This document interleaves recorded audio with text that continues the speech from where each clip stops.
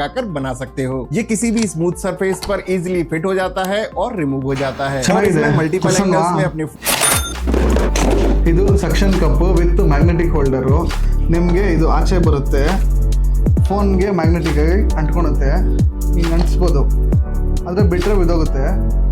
ಇದನ್ನು ಲಾಕ್ ಮಾಡಿದ್ರೆ ಫುಲ್ ಗಟ್ಟಿಗೆ ಅಂಟ್ಕೊಳುತ್ತೆ. ಫೋನ್ನ ಮುಂದೆ ಹಿಂದೆ ಹಿಂಗೆ ಎಲ್ಲ ಮಾಡ್ಬೋದು. ಎಲ್ಲ ಸ್ಮೂತ್ ಸರ್ಫೇಸ್ಗೂ ಅಂಟ್ಕೊಳುತ್ತೆ. ಇದು ಗ್ಲಾಸ್ಗೆ, ವುಡ್ಗೆ, ಸ್ಮೂತ್ ಸರ್ಫೇಸಸ್ಗೆ ಅಂಟ್ಕೊಳುತ್ತೆ. ಅದರಲ್ಲಿ ನೀವು ಇಲ್ಲಿ ಅಂಟಿಸ್ಕೊಬೋದು, ಗ್ಲಾಸ್ಗೆ ಇಲ್ಲಿ ಹಾಕೊಂಡು ಮ್ಯಾಪ್ ನೋಡಿಕೊಂಡು ಓಡಿಸ್ಬೋದು.